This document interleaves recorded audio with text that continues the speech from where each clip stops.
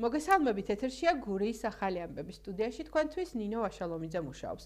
საქართველოს საგარეო საქმეთა სამინისტროს ინფორმაციით ევროკავშირის ელჩი საქართველოში პაվել ჰერჩინსკი ბრიუსელში ევროპულ საგარეო ქმედებათა სამსახურში საქართველოს შესახებ ორგანიზებული ღონისძიების და მის ფარგლებში გაკეთებულ განცხადებასთან დაკავშირებით მაკა ბოჭორიშვილთან შეხვედრაზე დაიბარეს. უწყების ცნობით მინისტრმა შეხვედრაზე ხაზი გაუსვა, რომ ბრიუსელის ამჟამინდელი პოლიტიკა საქართველოსთან დაკავშირებით საქართველოსთან მიმართებით გადადგმული ნაბიჯები და გაკეთებული განცხადებები ძირს უთხრის ნდობას მხარეებს შორის და აზიანებს საქართველოს ევროკავშირის პარტნიორობას. საქართველოს ხელისუფლების მიერ არჩეული ამჟამინდელი კურსი ქვეყანას აშორებს ევროკავშირის წევრობის გზას. უწყვეტი და მიზანმიმართული რიტორიკა ევროკავშირის წინააღმდეგ უფრო მეტად უძღვრის ძირს საქართველოს ევროკავშირისკენ სწრაფვის დამაჯერებლობას. ევროკავშირის საკუთარი ოჯახის წევრობას არავის აიძულებს. აღნიშნული შესახებ განცხადებას კი საქართველოში ევროკავშირის წარმომადგენლობა ავრცელებს. რითაც საგარეო საქმეთა მინისტრ მაკა ბოჭორიშვილთან ელჩ პაվել ჰერჩინსკის დღევანდელ შეხვედრას ეხმიანება. მსგავსი ნაბიჯები, რომელსაც ჩვენ ვხედავთ, რაც ითქმება ბრიუსელის მხრიდან და განცხადებები, რომელიც კეთდება საქართველოსთან დაკავშირებით, ძირს უთხრის იმ ნდობას, რაც შეიძლება არსებობდეს პარტნიორებს შორის და იმ ურთიერთობებს, რაც არის საქართველოსა და ევროკავშირის შორის და მიმართულია ამ ურთიერთობების დაზიანებისკენ. ყველაფერი, რაც კეთდება ბოლო პერიოდში, მიმართულია ჩვენი საზოგადოების კიდევ უფრო პოლარიზებისკენ და რადიკალური დღის წესრიგის წახალისებისკენ, რაც არის მიუღებელი და ვერ აღვიქვამთ ასეთ ნაბიჯებს მეგობრულ და პარტნიორულ ნაბიჯებად და თუ რამე არის გამოსასწორებელი ურთიერთობებში, პირველ რიგში უნდა გამოსწორდეს ის დამოკიდებულება საქართველოსთან, საქართველოს ხელისუფლებასთან და შემდგომ, რა თქმა უნდა, ჩვენ უნდა ვისაუბროთ სრულყოფილ დიალოგს. ხელისუფლებამ ყველაზე კარგად იცის და ყველაზე კარგად გრძნობს, რომელი გზის გასაყართან დგას საქართველო.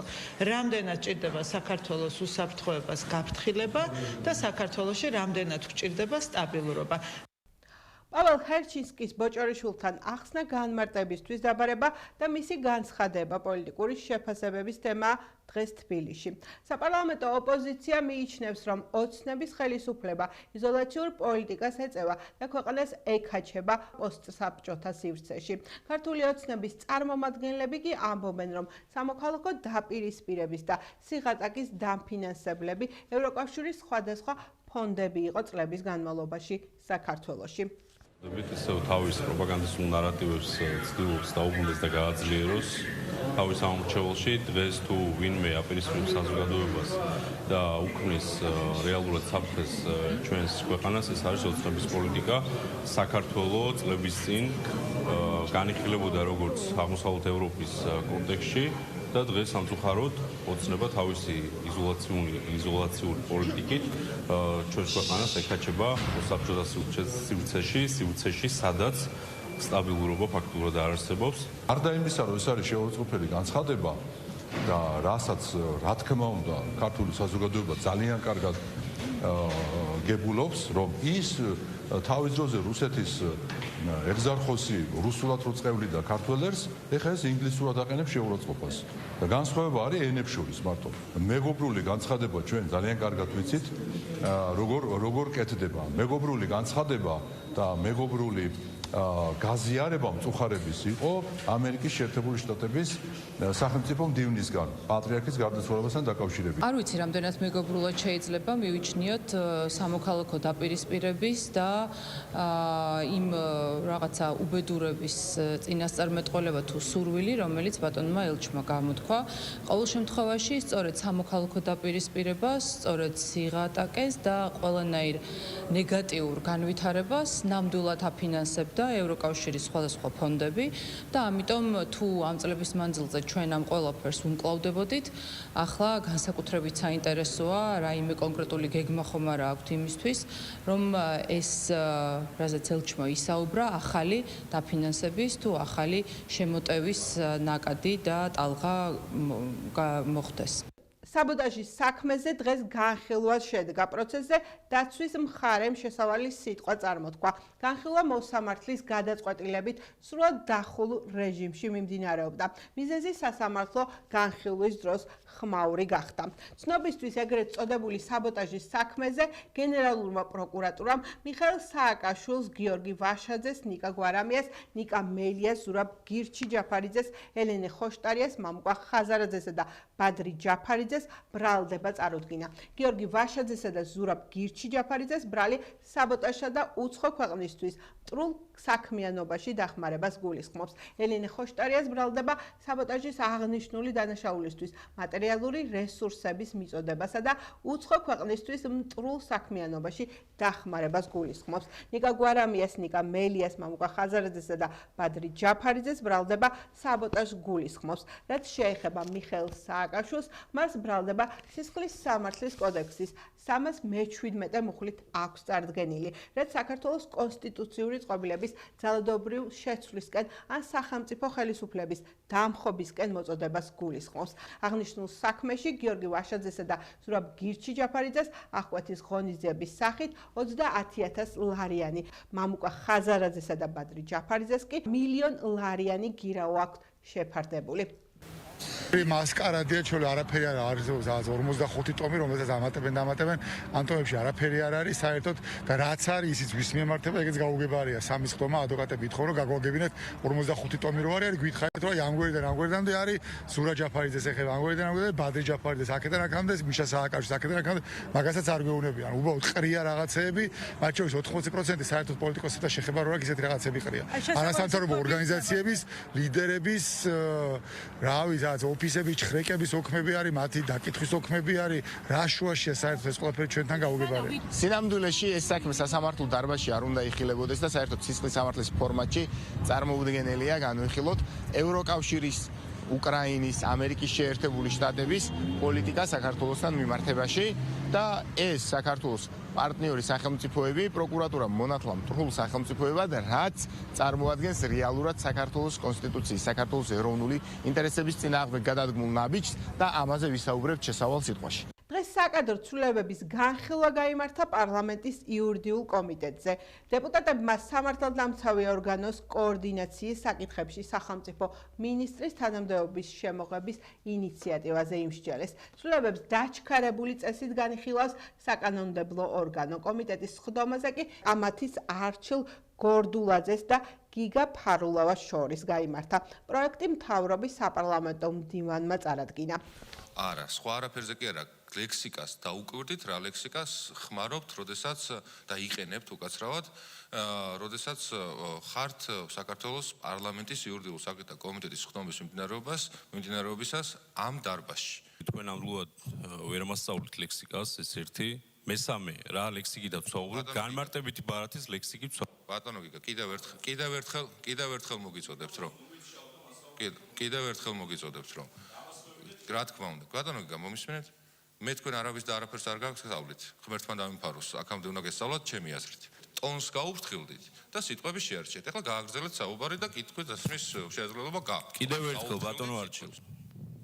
ტონს თავად გაუფრთხილდით, საუბრობ განმარტებით ბარათში მითითებული ტერმინებით და სიტყვებით, სადაც თქვენს მიერ შემოღებულ სახელმწიფო მინისტრს პირდაპირ კოორდინატორის კოორდინაციის ფუნქცია ეძლევა. შემთხვევა არაერთი ზოგადად ასეთი რიყეზე რო გადიან და ქვებს ვერ ნახულობენ კონკრეტული ოპოზიციური პარტიის წარმომადგენლები. ხო, რაც არ უნდა ცდილობა გქონდეთ შინაარსში, კითხვის შინაარსში რაღაც დააკნინონ ის მოცემულობა, რაც დღეს ხდება ხელისუფლების აღმასრულებელ გოლში, რა თქმა უნდა პარლამენტის მიერ შესაბამისი კანონპროექტის მიღებით, ამ ცდილობაშიც ჩანს მათი უნარობა აღიქვან, გაანალიზონ, სწორი შეფასება მიცენ.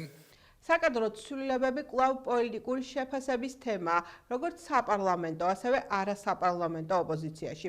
არასაპარლამენტო ოპოზიციის განცხადებით, ქართული ოცნების ხელისუფლება მხოლოდ ბიძინა ივანიშვილის ინტერესებს ემსახურება და არა ქართველი ხალხის. რაც შეეხება გახარია საქართველოსთვის წარმომადგენლის შეფასებას, ისინი პარლამენტში ამ საკადრო ცვლილებებს მხარს არ დაუჭერენ, რომელიც რეალურად ივანიშვილის გადაწყვეტილებაა. გეკა გელაძე მამუკამდინარეზე ეს ხალხი ემსახურება მხოლოდ ივანიშვილის ინტერესებს და არა ქართველი ხალხის ინტერესებს. ქართველი ხალხის პრობლემებს ჭირდება მოგვარება, მაღალ ფასებს ჭირდება დაწევა. სად არის ის გამოძიება, რომელიც მამუკამდინარეზე შემოგთავაზა, ან სად არის ის გამოძიებები, რომელთან დაკავშირებითაც საუბრობდა გეკა გელაძე. არანაირი გამოძიება არ არის, არც კარტელური გარიგებები არ დაშლილა, იმიტომ რომ ეს არის ივანიშვილის, ზოგადად ივანიშვილის ბანაკის წესი ის რომ მეტი ფული წაიღონ სახში და ქართველი ხალხი გაძარცვა. მხარს არ დაუჭერთ ოცნების ამ თავიანთი და პარტიულ პოლიტიკურ გადაადგილებებს, რომლებიც ივანიშვილის გადაწყვეტილებით ხდება და არავით არის კავშირი ამასთან არც დინარაძეს და არც ყოყაფიძეს ბუნებრივი არ არის. საზოგადოებამ ნახა დაახლოებით 1 წელიწადში, წელიწადნახევარში შეცვლილი 3 სუსის ხელმძღვანელი. შესაბამისად განსაკუთრებული მოლოდინი არც ახალი კანდიდატის მიმართ საზოგადოებას არ უნდა ქონდეს და არც მომავალში უახლოეს თვეებში, როდესაც შეიცვლება ეს კონკრეტული კანდიდატი, როგორც მდინარაძე შეიცვალა. იყო გამორჩეულად წარმატებული გეკა გელაძე, შესაბამისად ჩვენ დარწმუნებული ვართ, რომ იმ ახალ პოზიციაზე, რომელიც ხელმძღვანელიც პარლამენტის ხარდაჭერის შემთხვევაში და მე მჯერა რომ რა თქმა უნდა პარლამენტი ხარს დაუჭერს ამ ცვლილებებს, გახდება გეკა გელაძე ასევე ამ წარმატებულ მუშაობის ტემპს გააგრძელებს სახელმწიფო უსაფრთხოების სამსახურის ხელმძღვანელის პოზიციაზე, რაც რა თქმა უნდა იმ პირობებში, როდესაც ბატონ მამუკა მდინარაძე ხელმძღვანელობდა მას, ბუნებრივია, იქნება საკმაოდ მნიშვნელოვანი გამოწვევა. დღეს ლანჩხუთის მუნიციპალიტეტის მერიის თანამშრომელთა თანამდებობრივი სარგოების დამტკიცების შესახებ იმსჯელეს საკრებულოს ხდომაზე, რომელიც გასულ თანამდებობრივი სარგოების გაზრდა მერიის თანამშრომლებისთვის 2025 წლის ბიუჯეტის შესრულების ანგარიშის დამტკიცება. ასევე ლანჩხუთის მუნიციპალიტეტის ტერიტორიაზე შინაური ბინადარი ცხოველების მოვლა პატრონობისა და ყოლის წესების დამტკიცების შესახებ იმსჯელეს დღეს ლანჩხუთის საკრებულოს ხდომაზე. ლანჩხუთის მუნიციპალიტეტის 2025 წლის ბიუჯეტის შემოსავლება ჯამში შეადგინა 61.390.300 ლარი. სამართ შორის სამხარეში შემოსავლებიდან შემოსულია 23.783.900 ლარი. ბიუჯეტის ფონდებიდან კი 37.686.400 ლარი, რაც მეაჩვენებს მაჩვენებელთან შედარებით 21 მილიონი ლარი მეტი.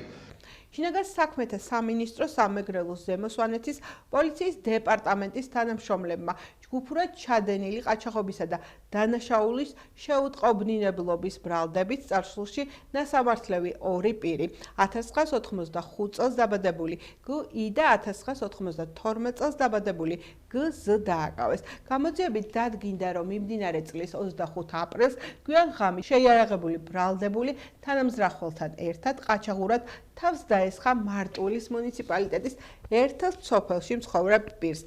მას ცეცხლსასროლი იარაღის დემონსტრირებითა და სიცოცხლის მოსპობის მუქარით დიდი ოდენობით თანხა გასტაცეს და შემთხვევის ადგილიდან მიიმანნენ. გამოძიება სისხლის სამართლის კოდექსის 179 მუხლით მიმდინარეობს, რაც 12 წლამდე ვადით თავისუფლების აღკვეთას ითვალისწინებს. შინაგან საქმეთა სამინისტროს თბილისის პოლიციის დეპარტამენტის ძველი თბილისის მთავარი სამმართველოს თანამშრომლებმა განსაკუთრებით დიდი ოდენობით ნარკოტიკული საშუალების უკანონო შეძენა, შენახვისა და რეალიზაციის ხელშეწყობის ბრალდებით 4 პირი დააკავეს. დაკავებულებს შორისაა როგორც საქართველოს, ასევე უცხო ქვეყნის მოქალაქე. სამართალდამცავების მიერ ბრალდებულის პირადი და საცხოვრებელი სახლის ჩხრეკისას, ასევე მათ მიერ მითითებული ლოკაციებიდან ამოღებულია სარეალიზაციოდ გამზადებული სხვადასხვა სახის ნარკოტიკული საშუალება. გამოძიება სისხლის სამართლის კოდექსის 260 კვარტა მუხლებით მიმდინარეობს, რაც 20 წლამდე ან უადოდ თავისუფლების აღკვეთას ითვალისწინებს. უკანონო მიგრაციის წინააღმდეგ ბრძოლის ფარგლებში შინაგან საქმეთა სამინისტროს მიგრაციის დეპარტამენტის თანამშრომლებმა ქვეყნის მასშტაბით სპეციალური საემიგრაციო კონტროლის ღონისძიებები ჩაატარეს. კომპლექსური ღონისძიებების შედეგად დაკავებულია 55 უცხოელი არალეგალი, მათ შორის რუსეთის, უზბეკეთის, თურქმენეთის, ბელორუსიის, ყირგიზეთის, აზერბაიჯანის, იორდანიის, კოტ-დიუარის, ბანგლადეშის, თურქმენეთისა და პაკისტანის მოქალაქეები. ამჟამად დაკავებულები მოთავსებულები არიან მიგრაციის დეპარტამენტის დროებითი განთავსების ცენტრში. მიმდინარეობს შესაბამისი პროცედურები მათი ქვეყნიდან გაძევების მიზნით. ახლა ჩვენს ეთერში ამინდის დროა. 1 მაისამდე საქართველოში გრილი და ზოგან მცირე ნალექიანი ამინდი შენარჩუნდება. ამის შესახებ ინფორმაციას გარემოს ეროვნული სააგენტო იძლევა. რაც შეეხება ტემპერატურებს, სხვა ოზურგეთში ცვალებადი მოღრუბლულობა იქნება და ჰაერი 14 გრადუსამდე გათბება. ლანჩხუთში უმეტესად მზიანი ამინდი იქნება და დღისით +19 გრადუსია ნავარაუდები. რაც შეეხება ჩოხატაურს, აქ ჰაერი 18 გრადუსამდე გათბება და უმეტესად მზიანი ამინდია ნავარაუდები. გადავინაცვლოთ კურორტებზე. მახმაროში ღრუბლიანი ამინდია და 6 გრადუსი ნავარაუდები. ურეკში კი 14 გრადუსი. ხოლო დედაქალაქში უმეტესად ღრუბლიანი ამინდი იქნება და ჰაერი 17 გრადუსამდე გათბება. ეს გახლდა ჩემხელთ არსებული ბოლო ინფორმაცია. მე მომავალ შეხვედრამდე გემშვიდობებით, კარგად გრძანდებოდეთ.